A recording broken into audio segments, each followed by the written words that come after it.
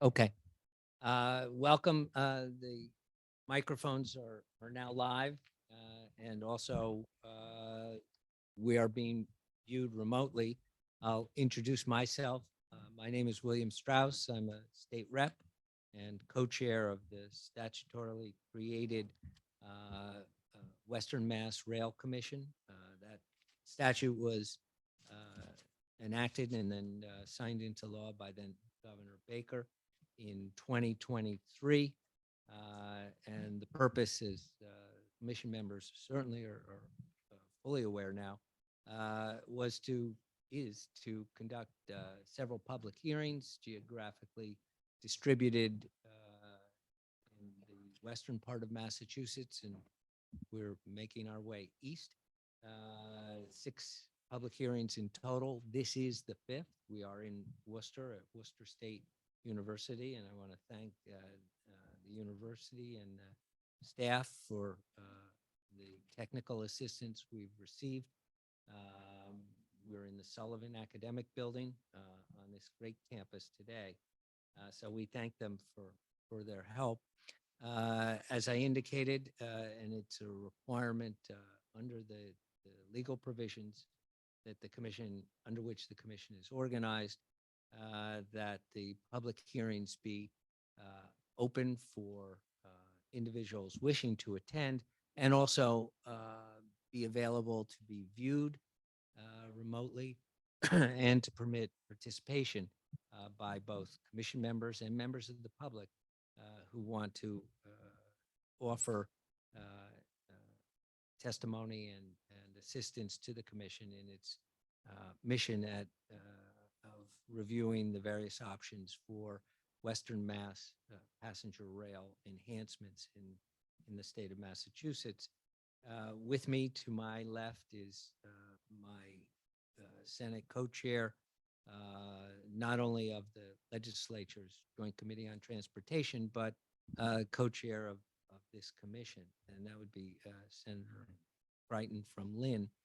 What we have today is, as I said, the fifth of the six required hearings. We will be convening later today for a similar public hearing, and that will be the sixth and final one. And as required in our geographic distribution requirements, that is to be in Middlesex County, and that's going to be in the town of Natick. And I'm shortly going to ask those commission members in attendance to introduce themselves and their affiliation or designation as to the role that brings them to this commission. Also, for everyone's understanding, the commission has a reporting deadline by June 30, 2023, to various committees within the legislature on this question. There was funding authorized in last year's bond bill for these Western Rail projects. We have so far one member of the public signed up, and should more arrive before we conclude. Certainly we'll take statements, as I said, and I'm not sure that we've received any signups remotely, not yet, and not at this point. We would also take remote comments as well. Otherwise, we have two presentations today from commission members. I've previously indicated at least one and maybe two of the prior commission meetings, things that can or need to be or will happen with regard to passenger rail service in the western part of the state do not happen exclusively in the western part of the state. There are capital needs that make the entire system operable and able to be considered, that are needed in Boston itself. And so we have presentations from Commissioner Member Lundberg first with slide deck presentation. So when we begin those, I'll just suggest that members of the commission want to take a seat in the audience and look back at the screen. Also, those slide presentations are going to be able to be viewed online for the remote viewing as well. And after and Mr. Lundberg, and he'll go into it as a member of the commission, is here because of his own career expertise in rail issues. And then we'll also hear from the rail coordinator for the Commonwealth within the Department of Transportation, Meredith Schlesinger, who also has a presentation on the subject as well.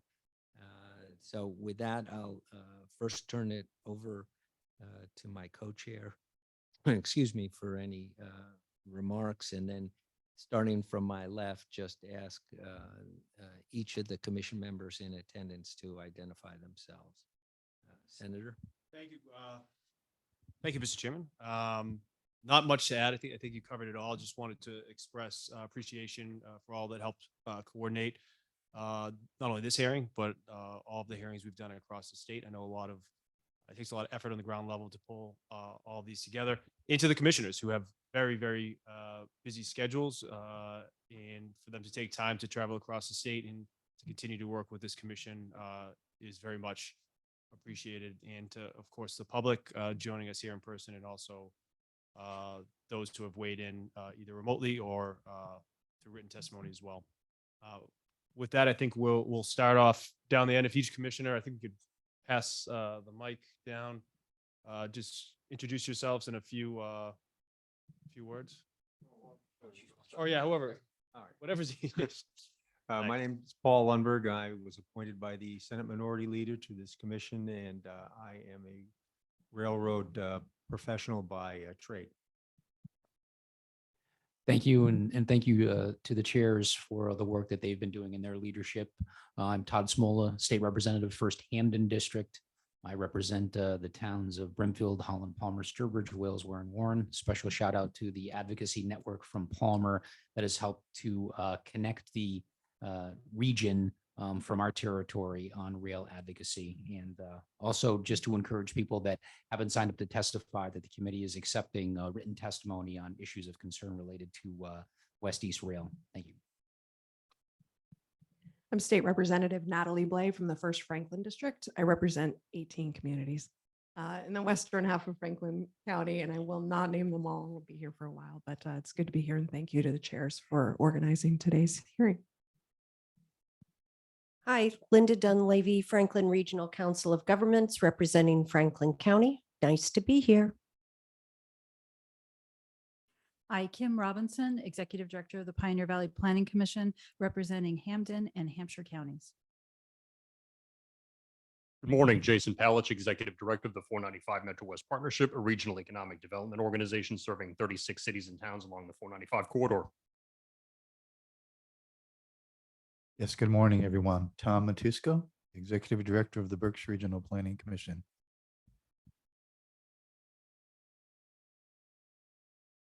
Good morning. I'm Meredith Schlesinger. I'm the Rail and Transit Administrator for MassDOT.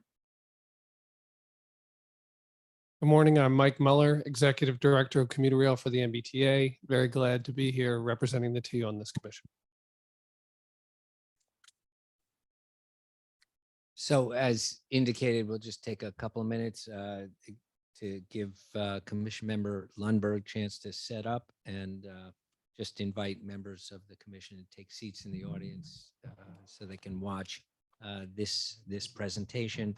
After the two presentations, then we'll go into public comments as they occur. Thank you, everybody.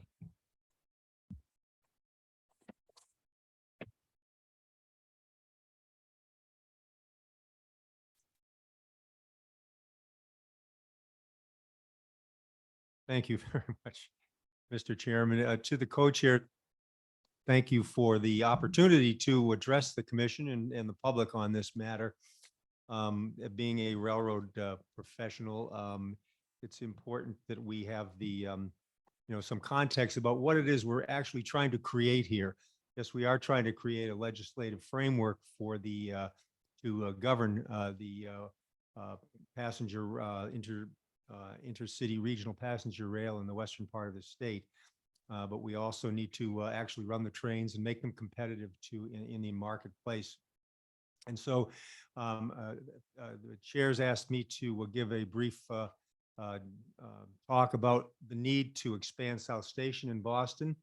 One of the elements of successful passenger rail is the stations where people get on and off the trains, and the stations do a lot more than that, and particularly the destination and origin stations. So I'm going to talk a little bit about the attributes of passenger rail. Important to remember that what we're trying to create here is a competitive customer experience. We have our main competitor is the Massachusetts Turnpike, and the ability of people to get in their cars and go where they want, when they want. But passenger rail is definitely competitive against that backdrop, as long as it has two attributes which are very important. The first attribute, and we talk about this all the time, but it is absolutely essential, is on-time performance. The trains need to be on time. People rely on that. Just a little bit of my background. I'm a railroad operating manager. I've been the chief operating officer of several railroads, both freight and passenger. I did spend a couple of years running commuter rail here in Boston for the T when MBCR was the contractor and I was the general manager. So I actually did run trains in and out of South Station. I started at the Chicago Northwestern in Chicago, and what you're seeing up there on the backdrop of my slides is a rendition of a famous passenger train the Chicago Northwestern ran between Chicago and the Twin Cities of Minneapolis, St. Paul. And I'll get to that in just a minute. So the next slide, let me see. Dance. Okay. So let's just talk quickly about the attributes of intercity passenger rail.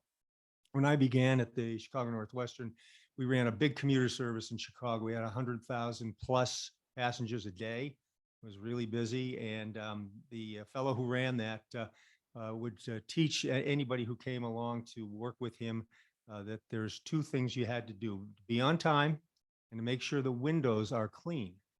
The biggest complaint for people taking commuter trains is that they can't see out the windows, and the coaches are dirty, et cetera. So if we remember those two, as I mentioned in my opening remarks, on-time performance and the customer service attributes.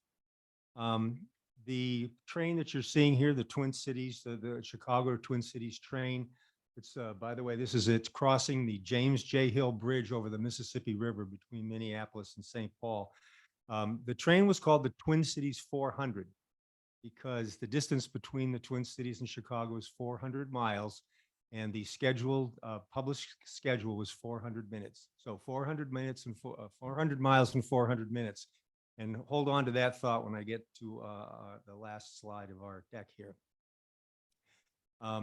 It means an average of 60 miles an hour, but the track speeds have to be a lot higher because that takes into account the stopping and the starting. So two things about operational capacity. There are two kinds. One is the en-route capacity, where the trains are operating on mainline track, much of which is owned by the freight railroads. And one of the most important things that this passenger authority that we're talking about will have to do is negotiate with the owners of these tracks. That's a difficult task. I think that, it's one that it can be done, and it has been done, and currently is being done by Meredith and her team with CSX and the infrastructure money they're seeking from the federal government. That kind of negotiation will be a very important part of what we create here. But the other operational capacity issue is the origin destination capacity. And for the most part, that means what happens at the beginning station, at the end station. If you go to the next bullet point, the South Station role in Western Massachusetts passenger rail, there are certain things that have to happen from an operating standpoint. I'll get into them, but it's what happens to the train on arrival and departure. the kind of servicing that needs to be done on the equipment while it's in the station, and equipment management, which is balancing the trains and their next train out.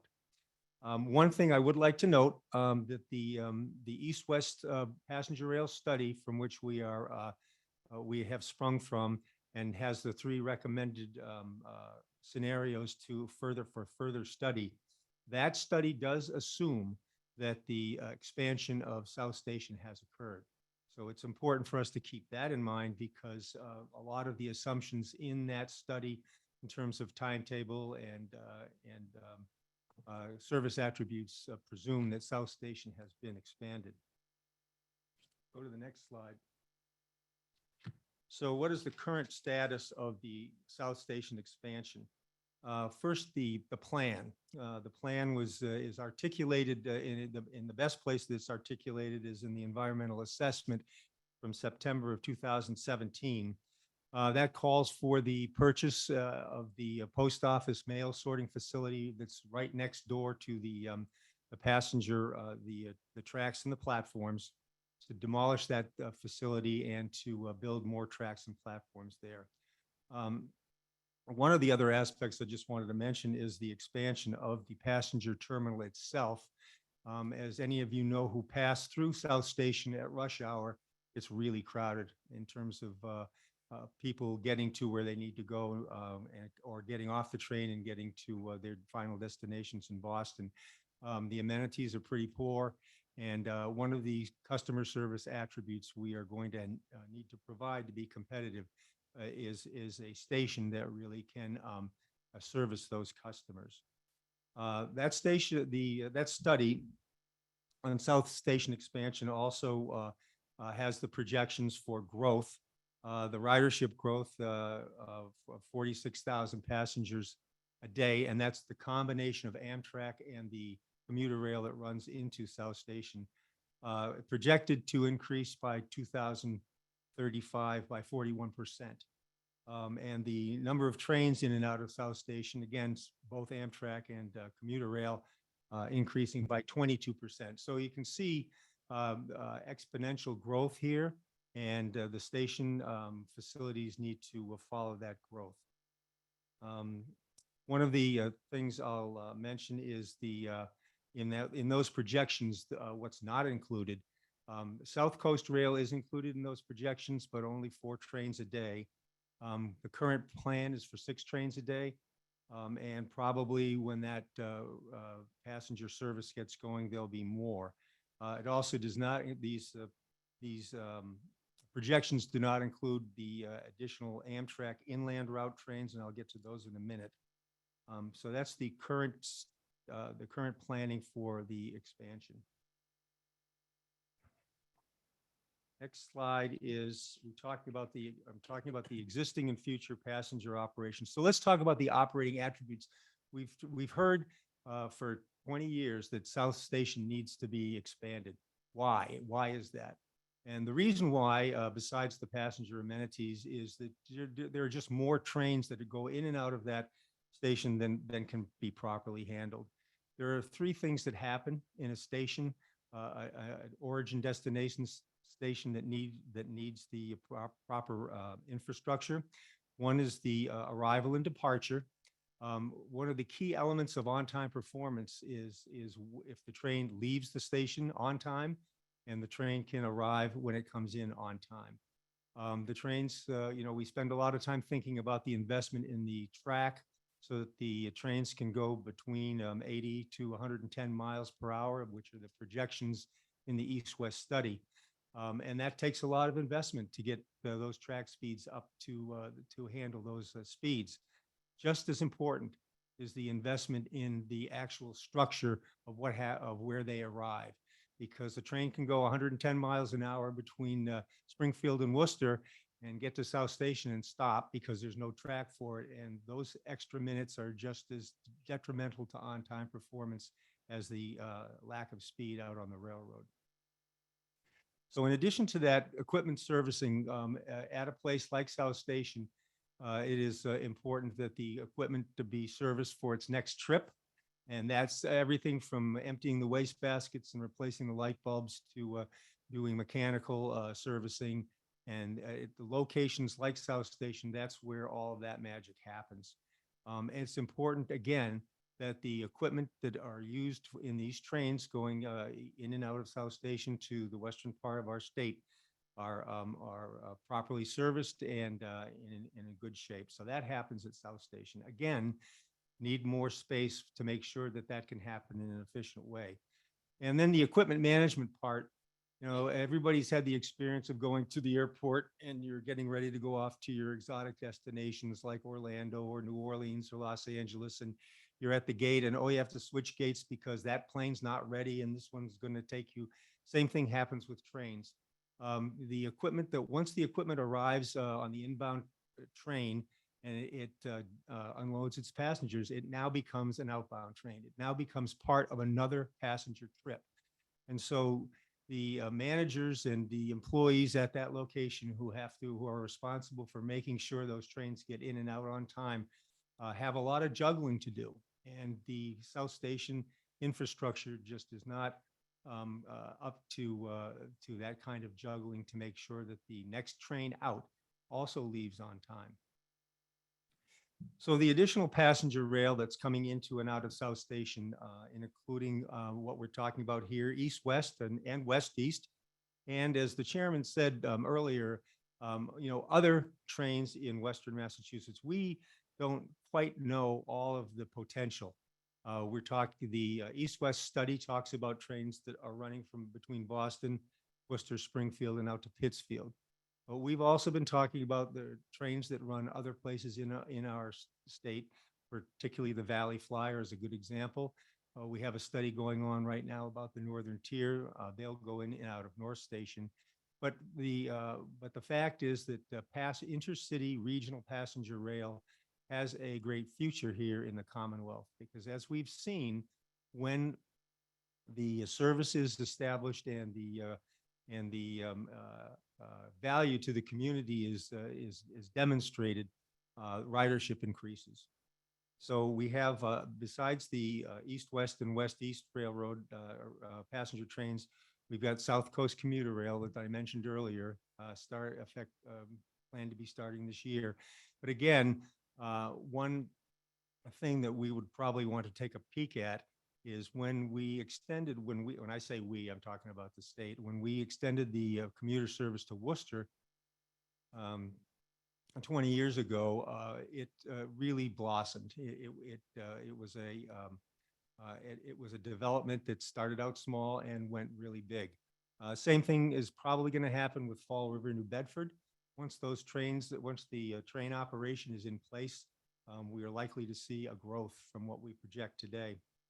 And finally, I mentioned the Amtrak inland route. This is part of the Northeast Corridor.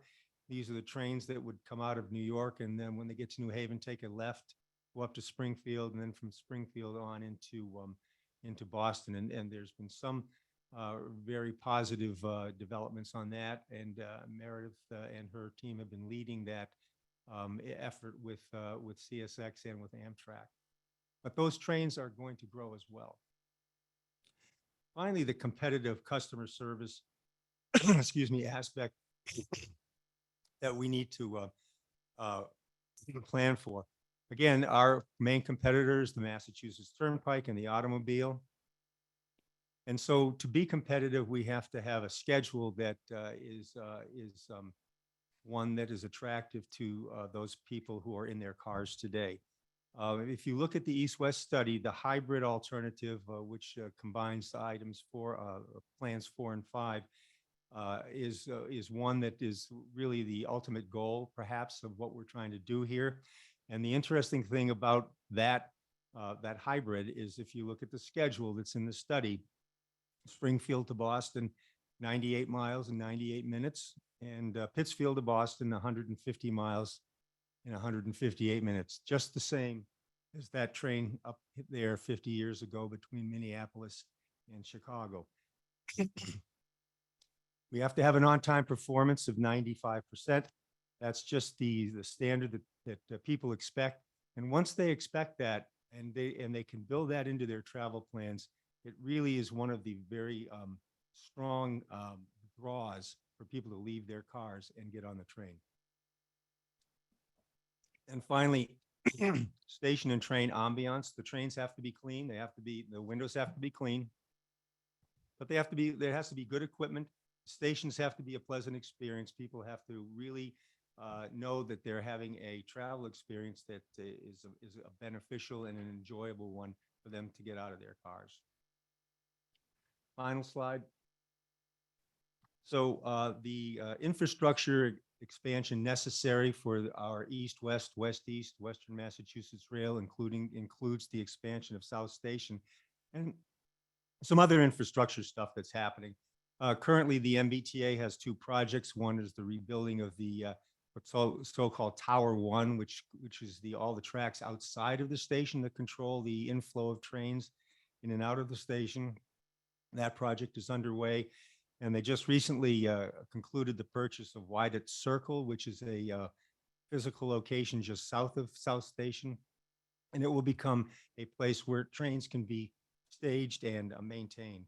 Both of those things are in progress. So the next step of the infrastructure has got to be the expansion of South Station. As I mentioned, we looked at some projections through 2035. We should probably update those projections, but the growth is there, and the expansion of South Station is a necessary part of that growth. And finally, just the note of the number of tracks and platforms will be increased by 7 and 4 additional platforms. And then the last one, I'll just look at that. That's just a picture of the South Station schematic of what the South Station expansion project is all about.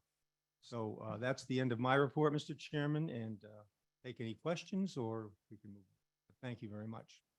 Maybe we'll hold till after both presentations. Good. Okay.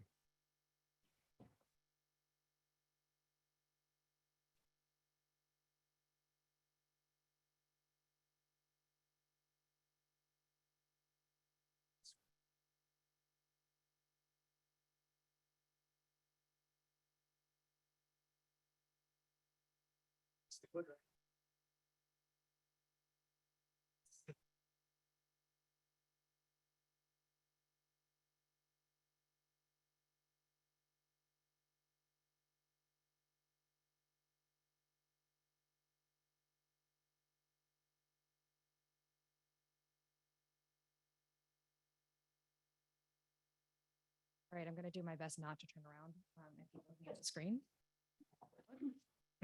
So good morning. I'm Meredith Schlesinger. I'm the Rail and Transit Administrator for the Massachusetts Department of Transportation. I'm joined by my colleague, Mike Muller, who's Executive Director of Commuter Rail for the MBTA. We were asked to put together some information on enabling projects for expanded rail service in the Commonwealth, and Paul just did a really great job talking about the need for South Station expansion to meet all of the desires for future service that folks around here have. So I'm going to try not to repeat too much of what he said. But I think some important points have been made this morning. Chair Strauss mentioned that, a transportation system functions as a network, and to provide the needed connectivity, we need to make investments across the entire system. So at these meetings, we've talked a lot about what expanded rail service would do for Western Massachusetts. But not all the investments needed for service are located in the western part of the state, and I'll sort of take you through west to east where we're going with that.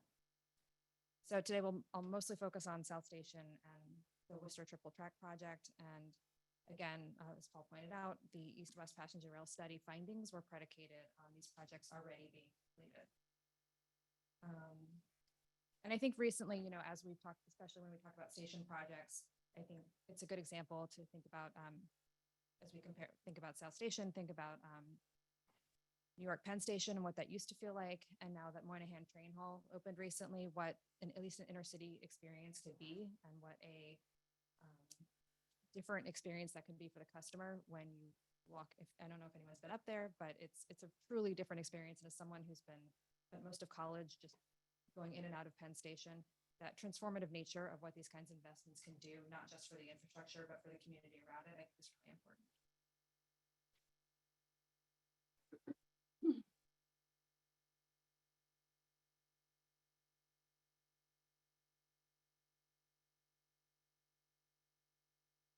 So I'll talk a bit about our current operations between Boston and Albany. It's a little bit more helpful to think about this corridor from a network perspective versus just Boston to Pittsfield. In fact, we actually submitted a application for the FRA's corridor ID program. That's essentially because we're trying to build a pipeline of projects off the Northeast corridor. And we had to submit corridors to go to that pipeline. It's helpful that we already have service on our corridors for selection. So that includes the Boston and Albany corridor, and then what we call the inland route between Boston, Springfield, and New Haven, which again connects to New York. So again, this line hosts numerous passenger and freight trains each day. In general, the infrastructure is built and maintained to meet the daily demands.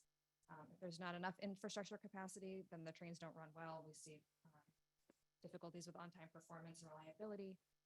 If there's too much capacity, it's typically too expensive to maintain, and it's removed. We've historically had to remove a lot of capacity in railroading over the past 50 years, and you can see around the country where we're trying to put it all back.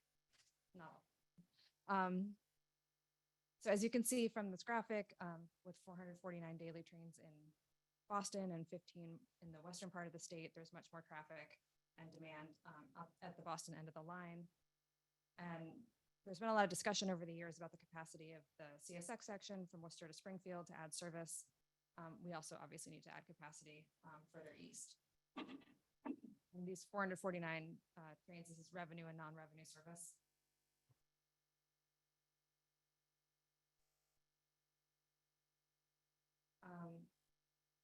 So Paul mentioned we have pending federal grants for the $135 million project to increase capacity on the CSX territory between Springfield and Worcester. The simulation modeling is just getting underway, and we want to be making progress while we wait for FRA to make the funding announcements. We applied under 2 programs. The first program will be announced in the August-September timeframe. The second program would be announced in November, December. We didn't want to leave anything to chance, so we applied twice. And I just want to acknowledge our partners at CSX and Amtrak who've been working really well together to advance as much as possible before that grant decision gets made.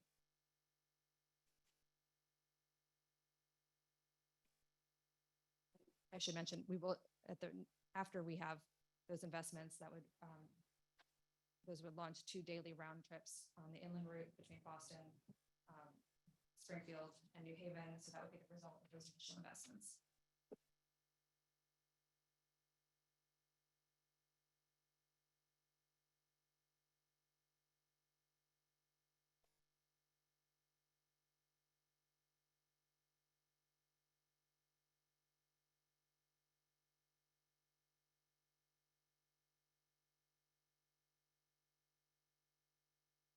I'll let Mike speak if he has anything to add to this, but as we go east, the MBTA just reached 15% design milestone for the Worcester third track project.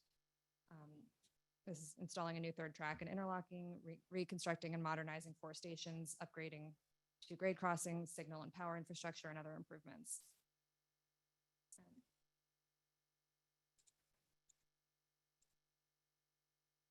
And this is just a list of those improvements in more detail. Do you want to speak? Okay.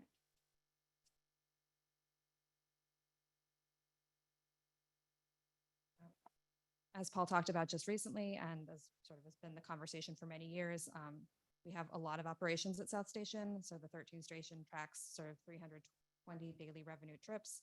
These are all the services that use the station, and everyone has plans for adding service.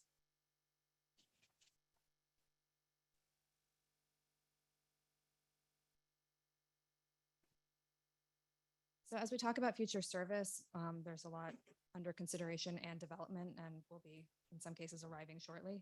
So there's South Coast Rail, Amtrak's Acela expansion, the Fairmount Line service expansion. We've talked about East-West, the inland route, Boston to Albany, and goals for rail transformation, so increasing the south side frequencies. So while we have 449 daily train movements now, we'll have about 554 if all of this happens, and all of this can't happen. And actually very little of it can happen if we do not expand South Station. We are already capacity constrained. We don't have the great margin for error, which results in service delays and on-time performance issues. And that really is not appealing for customers, and they will choose other modes of transportation if we cannot provide consistent, reliable service. So the goal of South Station expansion would allow for more frequent bi-directional MBTA service. This is all required for South Coast Rail and additional services on the other lines. It would allow for increased Amtrak service to New York and Washington, more inland route service and west-east service. And this would improve local and regional connectivity. So again, here's the other schematic. I think we all just saw this, but Tower 1 is proceeding with the federal grant in partnership with Amtrak.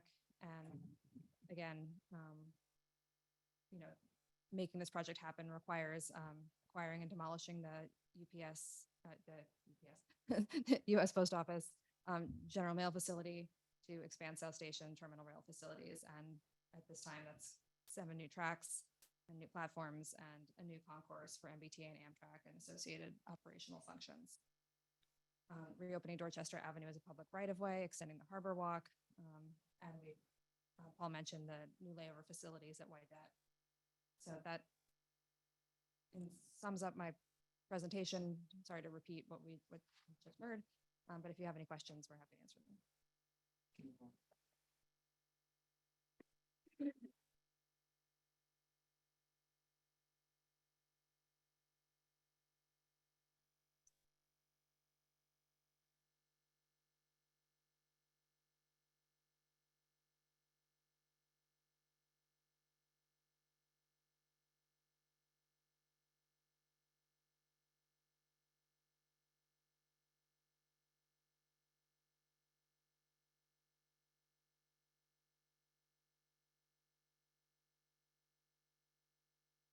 Our thanks to both presenters, the commission members Lundberg and Schlesinger. And those have been presented. The deck presentations in some way will keep them within the records of the commission, make them available if everybody's content with that. At this point, I would ask if there are commission members who have questions or comments about the presentation and the interconnection, because this was, at least for me as one commission member, kind of a significant tying in of the multiple facets that are required to undertake as actual projects, whatever needs to be done for expanded service in Western Mass, that the connection to the rest of the state and the rest of the system should now be abundantly clear. But are there any commission members who have comments or questions? Yes, sure. Wait for the mic. At risk of looking like I only know what's happening in Franklin County, I do not know what's happening with the South Station project. Is the negotiations with the Postal Service underway? Do we have money secured? I don't know the status. Well, let me try and cover that as somebody not directly involved. So nothing regarding those discussions will be affected because I'm not directly involved, but it has been reported certainly in the press, but it's an issue that goes back. This is just summary fashion. It's an issue that goes back many years.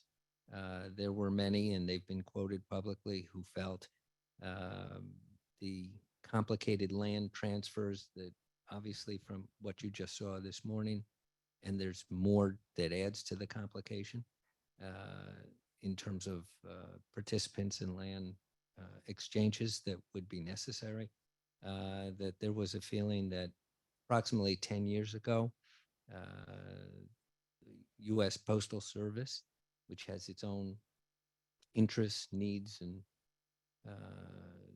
capabilities, was close to an understanding with the State Department of Transportation, the MBTA, and the Massachusetts Port Authority, which is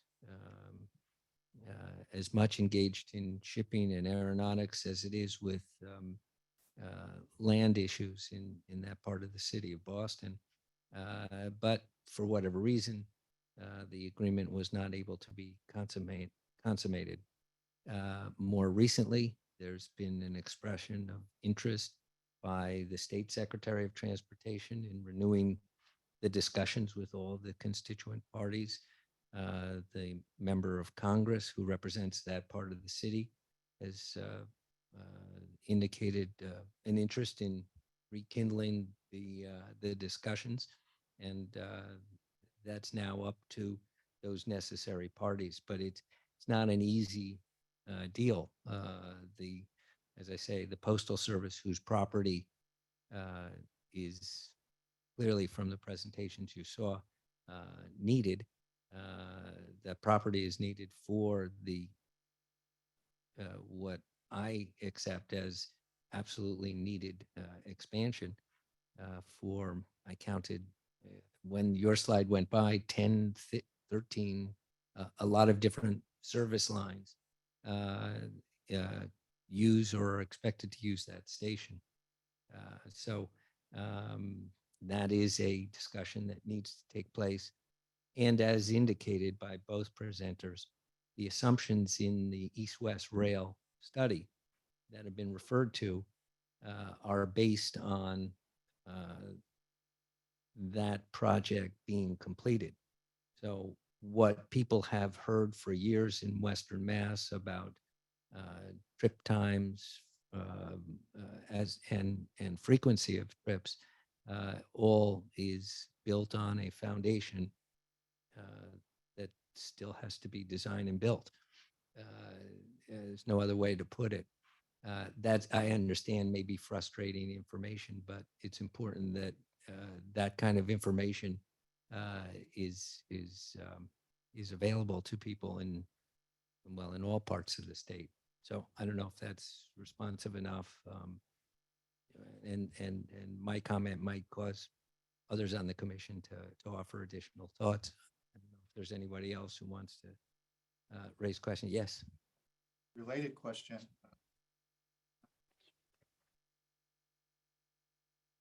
So somewhat of a follow-up. Assuming that the Postal Service property could be acquired tomorrow, how long would it take for this South Station, reconstruction or redo? And what is an estimated cost? Is there a cost for that? I know that the study was done several years ago, but what was a number?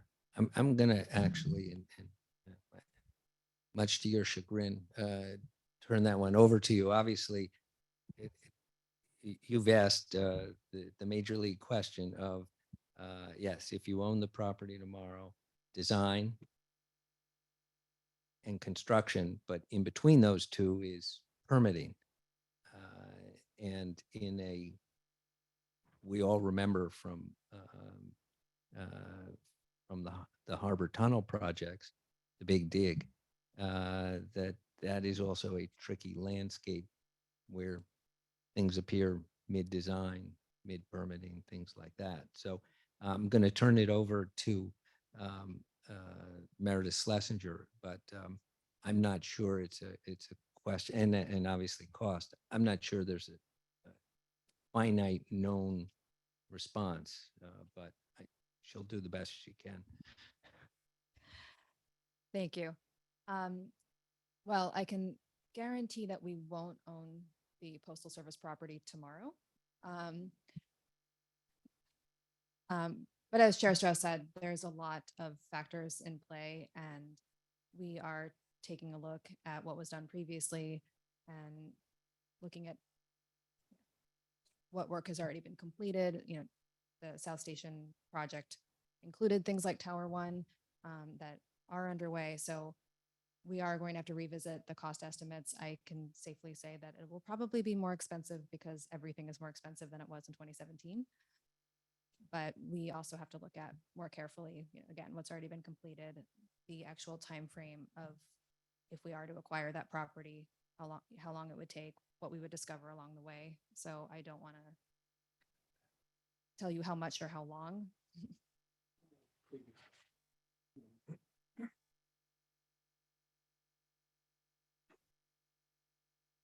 So just piggybacking on what Meredith was just saying, previous estimates, which are now years old, were in excess of $2 billion. So we're talking about a sum more significant than that at this point.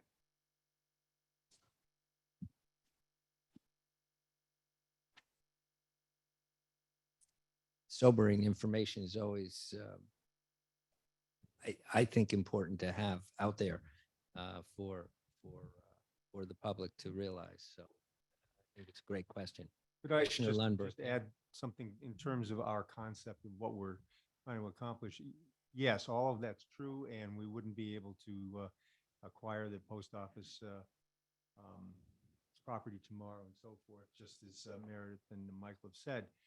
Having said that, that should not be a barrier to our planning or advocacy for this east-west rail or rail outside of Western Massachusetts. It's all of these things are evolutionary and they develop as best they can. But as you can see, the T has made significant progress by getting the this Tower One project going and Widened Circle going. And we should continue to advocate for the additional trains and the awesome task of the post office should not be a barrier for that. We should really go forward. I think that's a very good point. I should point out, and this is amplification of a comment I made at our last meeting in Springfield. The public has identified the phrase East-West Rail as a general chapter heading for a very detailed set of different projects. And depending on how you define them, there could be 5 to 10 different things in terms of on the ground rail improvements, station improvements, things like that, that can occur. And so one of the positive things that Meredith Schlesinger referred to is the pending federal application for assistance, where supporters of that, and this is significant, and no one should forget this, includes not just the Commonwealth, but Amtrak and CSX. So in defining what is, again, a headline I hate, or a phrase I hate, East-West Rail, because I think there's much more involved in Western Mass, and that's the term I tend to prefer. There are related projects that can proceed, as Commissioner Lundberg points out, and the Commonwealth is pursuing those so that there can be improvements in rail service, and also what was referred to in the presentation about the third track effort closer to Worcester. Obviously, that has benefits for things like frequency and trip times, for ultimate service expansion west of Worcester. So it's not as if I'll make a comparison to the South Coast Rail project, which is in my region of the state and I've worked on for many years. That's a project where you don't have service, and then one day you do have service. This is very different in implementation, timing, and details, because you do have service. Insufficient, I understand, but you do have service, and in different ways you can change how it can function better along the route. So I don't anticipate that some number of years from now, people will say, all of a sudden there is service in Western Mass. It's a question of improvements in service over time. At least that's my characterization. Thank you, Mr. Chairman. This is slightly unrelated to Western Passenger Rail, but as we've heard many times, all of this is very much connected. I just wonder with the plans at South Station, obviously this administration has prioritized decarbonizing our public transportation fleet. I believe by 2040. So clock is ticking. Wondered how the electrification of commuter rail line plays into any of the changes at South Station, whether it's, plans to accommodate that in, obviously if it's premature to, or too early on to quite tell how that would work, but if you could just elaborate on that a little bit. Yeah. So broadly, so the MBTA, and as the senator said, the Commonwealth's plans are to transform the current commuter rail system into a decarbonized high-frequency regional rail system. Importantly, that means increased frequencies on all lines, in particular on the south side, where, as Chairman Strauss pointed out, 12 or 13 lines currently operate pretty much at capacity. So expansion projects like the expansion of the South Station Terminal, the Worcester Line third track, the double tracking of the old Colony lines, and other infrastructure projects which add capacity to the lines are critical just to meet the administration's and the MBTA's current goals with regard to the commuter rail system, even before you contemplate adding additional Amtrak service and other expansion projects.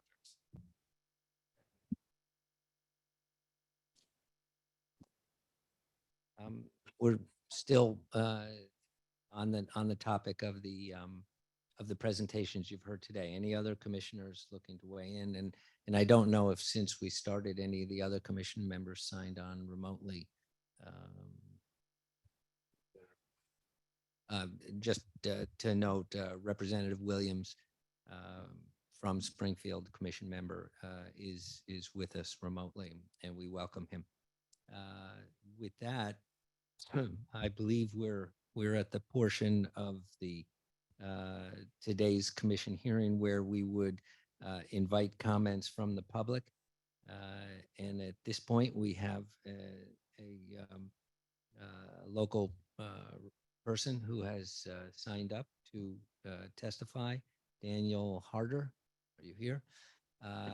You can make use of the microphone on the stand at the base. And I'm told you want to keep that close to your mouth so it can be heard, online.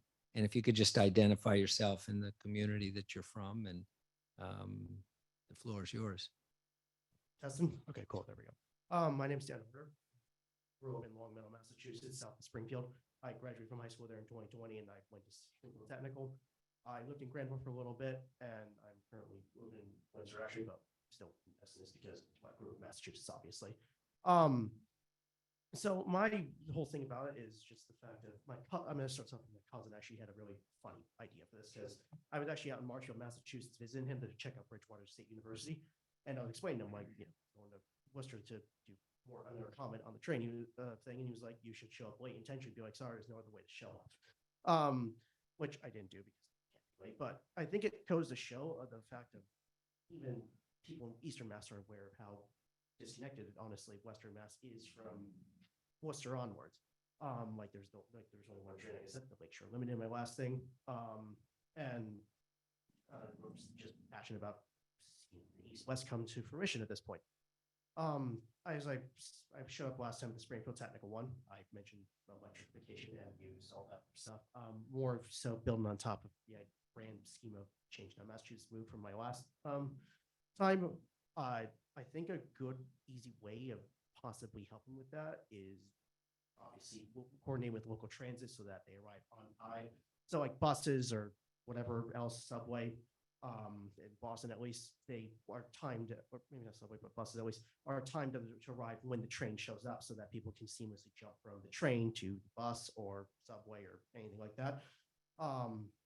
Also, another quick and easy way I feel like that we could help with the last mile transportation problem is bikes. At least on Caltrain and the Pacific Surf Liner, I believe they have special cars which actually have like bike racks on the bottom of the train, maybe somewhat with Metro 2 in Chicago. It would help because it would be relatively easy, I guess, so to speak, than building out a whole bus or tram or whatever network to just paint some bicycle lanes and hopefully get people around. Because I was, like I said, I was in Bridgewater the other day, and I went up to South Station to check out Boston and go to the State House because I haven't been there since 5th grade, and that's actually pretty cool architecture too. I was able to just walk from South Station all the way up to Beacon Hill, which was, I can't speak for Pittsfield or Worcester because this is actually my first time in Worcester. You can't really do that in Springfield. It feels like you go to the station and there's park and ride, and you're a little bit ways down from Springfield. There was one bus route that they wanted to change to BRT. I believe that was actually connected to the Union Station, but other than that, you're kind of at the mercy of the local transit system, and there's not a whole lot of other ways to get around. And I feel like that would help a lot especially with ridership, if we could make it in a way so that people could have a more effective way to travel when they get to their location. Another thing too is I didn't realize this too is also the Cape Flyer. I feel like there's a huge opportunity there for the east-west like time connections with that too, because I didn't know the Cape Flyer even existed until like 3 months ago. And it would be cool if I could just take the east-west to South Station, jump the platform, and then go to this, and then go on something like the Cape Flyer to Hyannis, or sorry if I'm butchering that. And yeah, so I also think we should maybe try to get, because there's obviously the inland inland route where they want to start. I don't know when the time frame for that is, but it would probably help too if we could maybe start like some type of interim service where we could do a state support route and try to coordinate with CSX, because I know CSX owns the line, I believe, west of Worcester, and try to get more east-west trains started in like a year or so that people can hopefully start using it, and maybe we can get an idea of like how popular would it be if we built up the whole system and just and ran it like we should. Thank you very much. Very good comments. Commission members appreciate it. And again, what you would describe as interim service, I would describe as these different things that can happen now. Interim implies something temporary, at least the term to me, but I think what people are talking about, and I think you're accurate in that Amtrak, which obviously is not under our control, Amtrak has rights and currently runs service over those tracks, and I'm sure their planners have regular contact with the owner of the track, CSX, and talk about service changes, if not expansions, that they currently have the rights to. And that's why I say East-West Rail, whatever you want to call it, Western Mass Rail, there are things along the way. It's part of the role of the commission to identify those different relationships that allow that. You mentioned Bridgewater, that's more my area of the state, and I'll just point out that when the Old Colony commuter rail expansion started, Bridgewater found itself, the university, with a commuter rail station right in the middle of the campus, and it's had a big impact for sure. You are the only one, or that is the only individual who signed up in person to offer statements. It wasn't a timed out list, so if there are people in the audience here in the auditorium. If there's anyone else who wishes to be recognized, now would be a time to raise your hand. And we do have one person online. We have a remote witness, Ann Miller. So we can recognize Ann Miller right now and ask for your comments on behalf to the commission. Hello, can you hear me? Yes, we can. Okay, thank you. Thank you, Representative Strauss. I want to second the person from Springfield to say that it can be hard to understand how disconnected we are in Western Mass. And by the way, thank you, Todd, very much for your advocacy and for acknowledging how many of us out in the Palmer and Quabog area are real advocates. We have a huge network. There's actually several groups. There's actually 2 Facebook groups because of the demand. They were set up around the same time. So, I think there really is a lot of potential, as has been pointed out. I do want to say, though, that comparing us in the way you did to South Coast Rail is a little bit unfair, in the sense that to say that we have some service at the moment is really an exaggeration, because although you can go from Boston to Springfield on an Amtrak train, you cannot come back the same day. And if you do come back, that is a long distance route coming from Chicago. It is often hours late. So, it's pretty much not something you can use. So it's kind of like having no service. I recognize it is some service, but it's kind of like no service. So I do want to address also the issue of the more populous parts of the state versus the more rural parts of the state. I think we have this enormous divide in this country, an enormous economic divide and an enormous political divide. I think it's important to understand how connecting the rural areas of our state, never mind the rest of the country, are an important political project. My area of the state is largely Republican, and Todd is a good representative of that. But Todd himself is opposed to the divisiveness that currently exists in the political atmosphere. And I thank him for that again. But I do feel that without addressing the lack of services in the West, without addressing the lack of transportation, the lack of healthcare needs, the lack of, just everything, the lack of internet, it's really hard to cross that political divide without addressing the lack of services. Thank you very much. Great point taken. I do recall that I said, I described the service to the level it exists as insufficient. So I don't think I was exaggerating when I said that, but your point is well taken, and the importance of the transportation connections clearly is why we're here today. So thank you very much for participating today. Do we have, that would be it in terms of remote testimony. We've recognized anyone in the audience who wants to be recognized. We don't have anything more formal to transact in today's hearing, but I would indicate that we have our sixth and final session later today in Natick at 2 p.m.